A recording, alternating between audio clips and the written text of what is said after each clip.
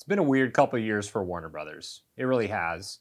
I've been very critical of them, kind of across the board, because they put out a lot of crap. They did all the stuff with, Man of Steel and Batman versus Superman and the mess that was Justice League. And then they tried to fix it with the Snyder Cut a couple of years ago.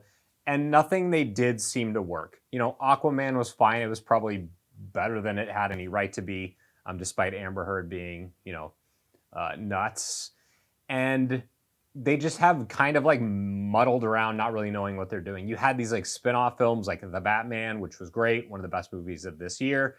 And then you had The Joker, which was awesome. But they didn't really have this, they didn't really seem to fit anywhere into like the greater, bigger picture at DC. And so Warner Brothers just fumbled around and didn't know what they were doing. And now they got bought by Warner Media. David Zaslav, the new CEO, has talked about not wanting to have 12 different Batmans. And it seems like they're going to try and figure things out. But that also means they've had to shelve a lot of projects and kind of straighten things out and get it together. In order to do so, they have to clear the slate. And the problem is they had movies in development already. The two most notable ones are this one, Black Adam, and The Flash. The Flash is probably the most high profile, mostly because of Ezra Miller's, shall we say, legal troubles off screen. So Black Adam is like the first of two that we're getting, and let's talk about it. Thank you so much for checking out the video. Before we get started, click on that red subscribe button and the notification bell. That way you know whenever I post a new piece of content.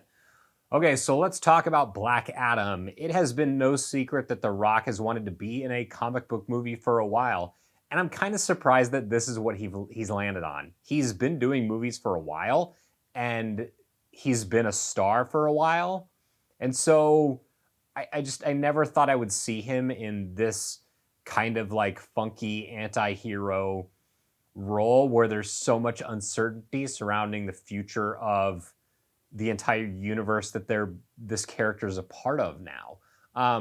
That said, I'm really gonna try and look at this movie on its own because it does some things well. It's mostly kind of a mess, but I also kind of like that about it. The movie has the Justice Society, which I don't really know how that fits in with like the Justice League or what their greater purpose is in this universe. But there's direct references to Batman and Superman. They're like posters of them in this kid's bedroom. And the movie is basically about this like ancient society or a prison, whatever, for like 5 modern day in the same place. And none of that properly. Rock to be in a superhero movie and spend a lot of time through walls, and by walking through walls, I don't mean like like dematerializing. I mean literally like walking through walls and just like destroying everything in his path. It's kind of a running joke throughout the movie. And if you want to see him shoot electricity out of his fingers and blow dudes up and throw guys across the world into the ocean, this is the kind of movie you would probably like. It's really, really, really dumb.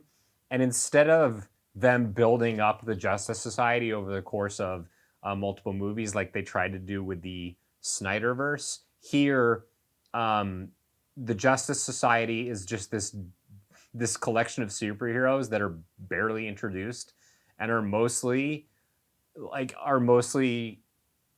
just there to have stuff to do and to contribute to the plot. They don't serve any greater purpose outside of this movie, at least yet.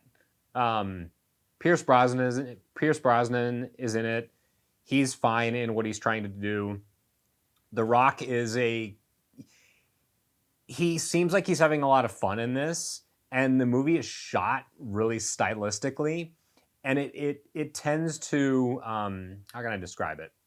It has some like really cool camera tricks and camera angles and some really neat choreography and shots, and then it also often falls too heavily on like the quick, camera pans around the corner and like the fast zoom ins and the slow outs or the zoom outs. And it can't seem to make up its mind, because the movie sometimes looks really, really good, and then sometimes it looks really, really bad. It's obviously just completely laden with CG, and the action is like, I would give it like a C, maybe like a B minus. And the movie is just kind of, it's the movie. You know exactly what this movie is. It's big dumb action movie fun, and that doesn't mean that the fun always works. But when it does, it's fine. This is a mediocre superhero movie, and the best part about it is actually the scene at the very end, the post credits scene.